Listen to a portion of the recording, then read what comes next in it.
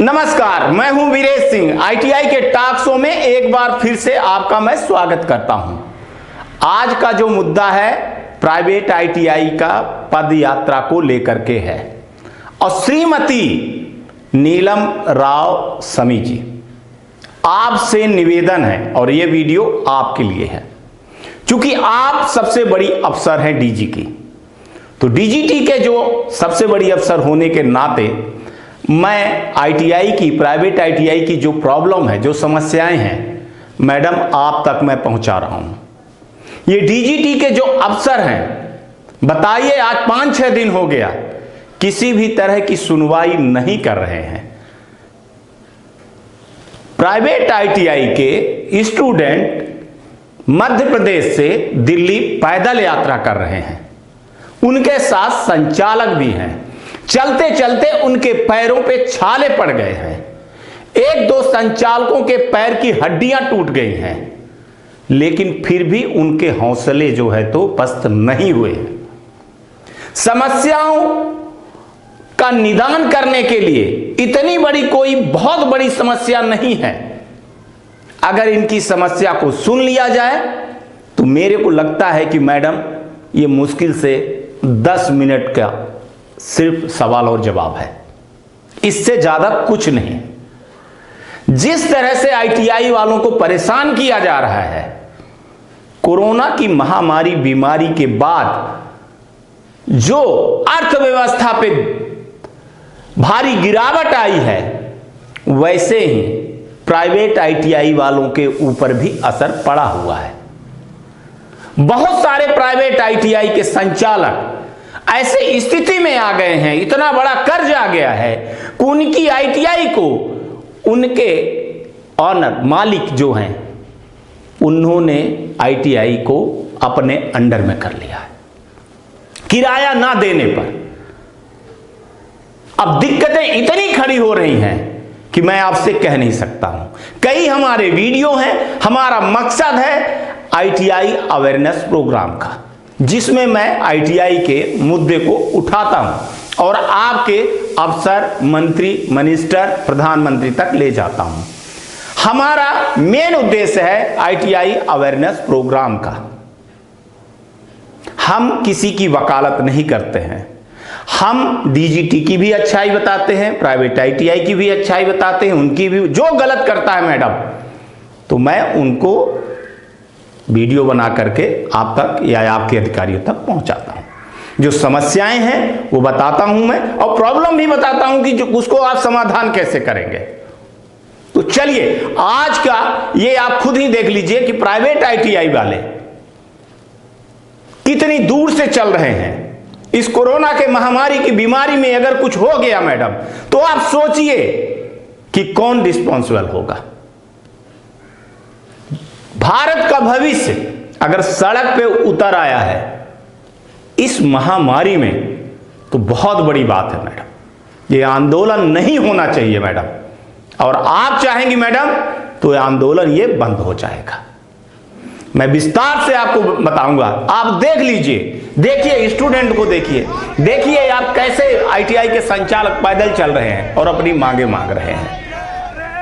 जो भी धरना कर रहे हैं, जो भी आंदोलन कर रहे हैं, जो भी पैदल मार्च कर रहे हैं, बहुत सादगी के साथ कर रहे हैं और इनकी 3 ही मांगे हैं। पहला मांग है कि सही टाइम पे एग्जाम किया जाए। एग्जाम में इतनी बड़ी प्रॉब्लम होती है मैडम कि कल डीजीटी कोई दूसरा नोटिफिकेशन जारी करेगा, परसों दूसरा, आज पता नहीं कौन सा कर देगा, कल एग्जाम होने वाले हैं, फिर पता चला कि कैंसिल हो गए, तो बड़ी समस्या आ रही है। एग्जाम सेंटर जहां बनाए जा रहे हैं, सोचिए मैडम कि कोरोना की महामारी की बीमारी में 300 किलोमीटर की दूरी पे भी बनाए जा रहे हैं, 50 किलोमीटर, 100 किलोमीटर। बच्चा परेशान हो रहा है। कहीं पे गाड़ी चलती है, कहीं पे बसें नहीं चल रही हैं, कहीं पे ट्रेन चलती है, कहीं पे साधन है, कहीं पे साधन नहीं है। बच्चों की भविष्य खराब हो रहा है, परीक्षा दे नहीं पा रहे हैं। सप्लीमेंट्री की परीक्षा में यह कुछ हुआ मैडम कि बच्चे पास हो गए, परीक्षा मेन परीक्षा में पास हो गए, सप्लीमेंट्री में दिखाया कि फेल हो गए, फिर उनको परीक्षा देना पड़ा, फिर पता चला कि वो पास हो गए। असमंजस की स्थिति बनी रही कि लड़के करे तो करे क्या। एग्जाम का सही गाइडलाइन डीजीटी जब से ऑनलाइन एग्जाम हुई है मैडम, तो तब से सही गाइडलाइन नहीं दे पाई है। ना अवेयरनेस प्रोग्राम चलाते हैं, ना ये ट्रेनिंग करवाते हैं। तो इसलिए मैडम पहला मुद्दा इनका एग्जाम का है। दूसरा मुद्दा इनका है, दूसरा जो मुद्दा है वो ये मुद्दा है कि मैडम अभी इन लोगों ने इस कोरोना का महामारी बीमारी में ये बोले कि रीएफिलिएशन करवाना है आपको। रीएफिलिएशन करने से कोई प्रॉब्लम नहीं खड़ी हो रही है मैडम। अभी तक डीजीटी सो रही थी कुंभकर्ण की नींद में, अचानक जागी, बोली अब आपको टेट भी बढ़वाना है रीएफिलिएशन में। आप एक टेट है तो आप 2 करिए, 3 करिए, 4 करिए, 5 करिए, 1.07 एकड़ जमीन पे जाइए। आप खुद सोचिए मैडम कि इस समय पर क्या ये चीजें संभव हैं? जो शहर में किराए से चला रहे हैं, 1.5 से 2 करोड़ की लैंड है मैडम, और आईटीआई क्या चलाना संभव है? क्या ये बंद कर दे? आप ही बताइए। मैंने कहा, ये मेरा व्यक्तिगत अनुभव और व्यक्तिगत सलाह है मैडम, कि इनको थोड़ा टाइम दे दिया जाए। 2024-25 तक इनको टाइम दे दिया जाए कि अब इसके बाद अगर आपको आईटीआई चलाना है तो आपको 1.07 एकड़ जमीन में जाना है, आपको टेट बढ़वाना है तो चलेगा। अभी आप रीएफिलिएशन कर लीजिए। अभी जो आईटीआई हो गई है 5 साल, खैर 10 साल 15 साल से कोई रीएफिलिएशन हुआ ही नहीं है मैडम, तो सब रीएफिलिएशन करवा लें, जरूरी है। सब कोई बोल रहे हैं कि सही बात है, हम रीएफिलिएशन करवा लेते हैं, लेकिन हमारे ऊपर नए रूल को ना थोपे। तीसरा, 3rd शिफ्ट बंद करवा दी गई मैडम। अब सोचिए, हंसी आती है डीजीटी के अफसरों के ऊपर। इतने पढ़े लिखे लोग हैं, डायरेक्टर लेवल के लोग हैं, हंसी के पात्र बन रहे हैं। कह रहे हैं कि शाम की शिफ्ट इसलिए बंद कर दिए कि कोरोना हो जाएगा। तो क्या दोपहर को और सुबह कोरोना नहीं आएगा? क्या कोरोना सूर्य की बीमारी, सूर्य की रोशनी से डरता है? क्या बीमारी जो है तो सूर्य को देख करके छुपती है मैडम? बीमारी तो कभी भी आ सकती है ना। तो जो सही चीजें हैं उनको वो बता नहीं रहे। 3rd शिफ्ट बंद कर दिए, चलिए, पर आपने आईटीआई वालों का 1 शिफ्ट के लड़के मार दिए मैडम, पूरे 1 शिफ्ट के। मैं एक सपोज बता रहा हूं आपको, 1+1+1 सपोज करिए मैडम, 20 दूनी 40 तिहाई 60 बच्चे, 20 बच्चे मार दिए गए, 40 बच्चे बचे। अब इसको टेक्निकल समझिए कि आपने 20 बच्चे जो मारा ठीक है, लेकिन आपने जगह 98 स्क्वायर मीटर अब भी लगेगा, 3 में भी लगता था, 3 शिफ्ट में भी, 2 शिफ्ट में भी लगेंगे। फैकल्टी 1 थ्योरी और 2 प्रैक्टिकल था, अब आपने 2 शिफ्ट कर दिया, तब भी आपको एक थ्योरी वाला 2 प्रैक्टिकल लगेगा। माने स्टूडेंट कम कर दिए गए, लेकिन जगह और स्टाफ कम नहीं किए गए। लायबिलिटी आपकी और बढ़ गई घटने के बजाय। आप सोचिए, कम से कम ये कर दिए होते कि जो 3rd शिफ्ट बंद किए हो, वो बच्चे 20 बच्चों को 10 बच्चों को 30 बच्चों का बैच कर देते आप, 30 फर्स्ट में और 30 इसमें, तो इतना बोझ ना पड़ता। पर मैडम इन लोगों ने किया ही नहीं। शिफ्ट भी बंद किए, बच्चे भी गए, लेकिन आपको फैकल्टी मानक वही रखना है जो पुराना है। कितनी हंसी की बात है। अब आप ही बताइए, और आप ये देखिए पीछे जो चल रहा है, आप ये देखिए कि इनका क्या दोष है, इनका दोष क्या है। चलिए मैं मान लेता हूं कि आईटीआई वाले भी पाक साफ नहीं हैं, निरीक्षण करवा लीजिए, निरीक्षण हो रहे हैं, देख लीजिए, जिस दिए में तेल होगा वो दिया जलेगा और नहीं तो नहीं जलेगा। लेकिन मैडम जो ये बार बार डीजीटी कह रहा है कि नहीं आप गलत हो, आप गलत हो, चलिए मैं मान लेता हूं कि प्राइवेट आईटीआई वाले गलत हैं, लेकिन ये गलत काम कर कौन रहा है?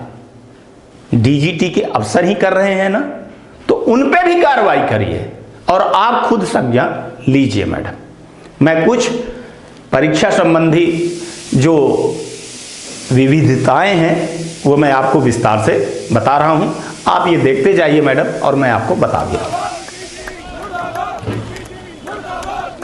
देखते जाइए आप कि क्या हालत कर दिए हैं मैडम। डीजीटी द्वारा यह स्पष्ट नहीं किया जा रहा है कि किस सत्र के ट्रेनिंग की फीस जमा करनी है। नहीं स्टेट एग्जाम सेल द्वारा प्रदेश की आईटीआई को निर्देशित किया जाता है कि कब और किसकी एग्जाम फीस जमा होगी। NCVT-MIS पोर्टल पर ट्रेनिंग के attendance, sessional mark, fees status को अपडेट करने के लिए कहा जाता है और पोर्टल पर ट्रेनिंग के डाटा ही नहीं शो होता है। हेल्प NCVT के शिकायत दर्ज करने पर कोई भी समाधान नहीं होता है और पोर्टल से लिंक हटा दी जाती है मैडम। ये मैं आपको एक एक समस्या को बता रहा हूँ। 2017 और उसके पहले के सेमेस्टर सिस्टम के छात्रों की परीक्षा जो जनवरी 2021 में होनी थी, जिसकी एग्जाम फीस हर स्टेट के पोर्टल पर ली जा चुकी है, उनकी परीक्षा के संबंध में आज तक स्टेट एग्जाम सेल ने कोई भी जानकारी नहीं दी है। सही रूप से देते भी हैं तो अधूरा देते हैं। साथ ही डीजीटी ने इन ट्रेनिंग की फीस स्टेटस को अपडेट करना चाहिए था। एनसीवीटी को एक ही पोर्टल पे सारा कार्य करना था, लेकिन वो अलग अलग पोर्टल पे सारा काम करते, जिससे कंफ्यूजन बहुत ज्यादा बढ़ जाता है, जिससे सभी एक ही पोर्टल पर जिसमें सभी कार्य सही हो। और डीजीटी द्वारा अलग अलग पोर्टल बना दिए गए हैं, जिसमें आईटीआई संचालकों को बहुत सारी समस्याओं का सामना करना पड़ता है मैडम, जो मैं आपको बता चुका हूं। डीजीटी को एक समय पर एक ही कार्य करने के लिए लिंक खोलना चाहिए। 10 लिंक आप खोल देते हो कि ये करवा लो, ये करा लो, ये करा लो, बहुत कंफ्यूजन खड़े हो जाते हैं मैडम। सीबीटी एग्जाम लेने के कम से कम एक सप्ताह पहले हाल टिकट पोर्टल पे आ जाना चाहिए।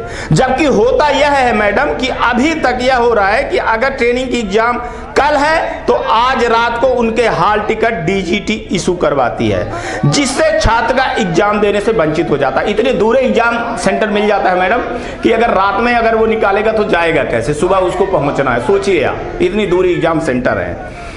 जो छात्र पास हो गए हैं सेमेस्टर सिस्टम और वार्षिक सिस्टम वाले, उनके कंसुलेटेड मार्कशीट और एनसीटी के ऑप्शन आईटीआई के पोर्टल से हटा दिया है, जिससे छात्रों के समय पर एनटीसी और मार्कशीट नहीं मिल रही है, जिससे छात्रों के साल खराब हो रहे हैं, कहीं पे नौकरी के लिए आवेदन भी नहीं कर पा रहे हैं। बहुत बड़ा इशू है मैडम। एनसीवीटी के हेल्प डेस्क पर कॉल या मेल करने पर कोई समाधान नहीं होता, कोई सुनवाई ही नहीं होती है। सभी मध्य प्रदेश की अगर बात करूं, मैं मध्य प्रदेश में रहता हूं मैडम, तो मध्य प्रदेश की बात करूं तो हो क्या रहा है मैडम कि अभी एडमिशन में मान के चलिए कि डेट 30 तारीख दी गई है कि 30 अक्टूबर तक डेट दी गई है एडमिशन लेने के लिए, तो अभी तक पता ही नहीं चलता है मैडम कि उसकी 20 तारीख है कि 15 तारीख है। कुछ भी करते हैं, अगर अदर स्टेट में देखा जाए मैडम तो डेट 30 तारीख तक है। अपने यहाँ का कोई भी लेटर, कोई भी कम्युनिकेशन सही नहीं मिलता है, जिसके कारण बहुत सारी भ्रांतियां होती हैं। ऐसे ही मैडम डीजीटी की जो स्कॉलरशिप है उसमें भी दिक्कत आती है। डीजीटी को साल भर की फीस 25,000 कर देनी चाहिए, जो 2 साल की फीस है 50,000 कर देनी चाहिए।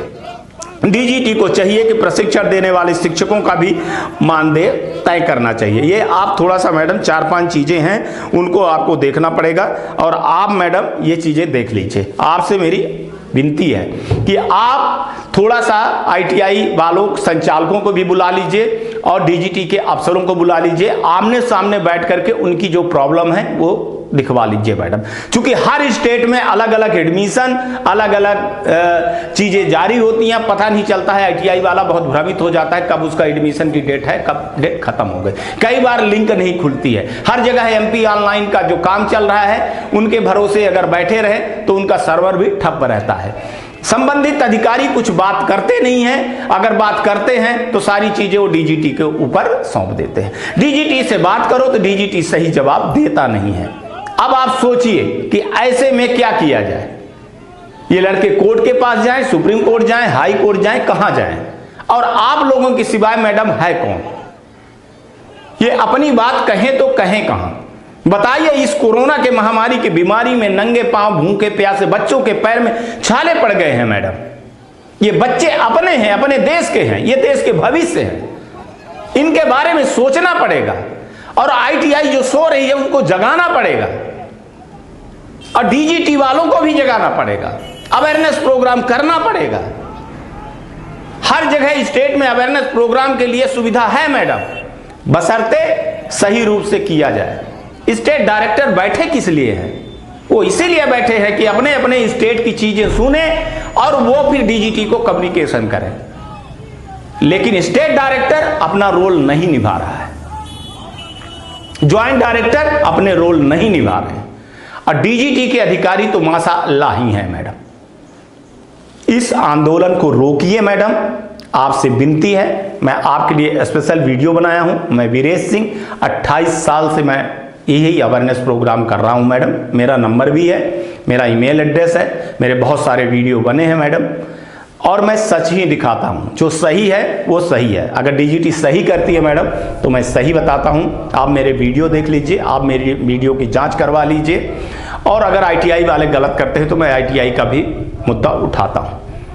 तो इसलिए आज हमको वीडियो बनाना पड़ा और वीडियो बना करके आपके लिए स्पेशल मैडम, क्योंकि मैं जानता हूं आप बहुत ईमानदार और कर्मनिष्ठ अधिकारी हैं, आप ये चीज़ें सुनेंगी मैडम। तो थोड़ा सा बच्चों के बारे में सोच लीजिए। कोई बहुत बड़ी मांग नहीं है मैडम, 3 मांग है कि सही टाइम पे एग्जाम हो जाए, सही टाइम पे रिजल्ट आ जाए और जो अफिलिएशन वाला है, रीअफिलिएशन वाला है, उसको थोड़ा सा हटा दिया जाए। ये नहीं कह रहे हैं कि समाप्त कर दीजिए, हटा दीजिए, आगे कर दीजिए, उसको देख लीजिए मैडम अभी किसके पास पैसा है। स्टूडेंट के पास पैसे हैं नहीं। स्टूडेंट की जब फीस होती थी मैडम तो वो संचालकों को देते थे, तब उनकी रोजी रोटी चलती थी। बताइए, कई संचालक जो है तो इंस्ट्रक्टरों के जो शिक्षक उनके यहाँ काम कर रहे हैं उनकी सैलरी रोके नहीं, उनको सैलरी दिए हैं, तो जो पैसा था उनके पास वो पैसा पूरा खत्म हो चुका है। थर्ड शिफ्ट में आप देखिए मैडम, अब एडमिशन का समय धीरे धीरे चला जा रहा है, अब वो कब एडमिशन लेंगे, थर्ड शिफ्ट कब चालू होगी? नहीं, थर्ड शिफ्ट आप चालू कर रहे हो मैडम तो कम से कम जो वो 20 बच्चों का है, 40 बच्चे 60 बच्चे जो हो जाते हैं उनको आप अनुमति दे दीजिए कि वो 30-30 का बैच बना ले। और वैसे मेरे को मैडम ऐसे नहीं लगता है कि थर्ड शिफ्ट चालू करने में कोई दिक्कत है, कोई इतनी बड़ी टेक्निकल इशू है। ये अधिकारी बैठ करके या फिर है कुछ तो छुपा रहे हैं और जो छुपा रहे हैं उस चीज़ों को सामने ले आना पड़ेगा। आईटीआई के बहुत सारे संचालक, अध्यक्ष, श्री सैलन जी, श्री तोमर जी राष्ट्रीय अध्यक्ष जो हैं, ये सभी ठंडी में गए हुए हैं, ठंड में गए हैं, पैदल चल रहे हैं, इनके पैर सूज आए हैं, छाले पड़ गए हैं, इतनी तपस्या कर रहे हैं। मैडम आपसे आग्रह है, अनुरोध है कि आप इनकी बात को सुनेंगे।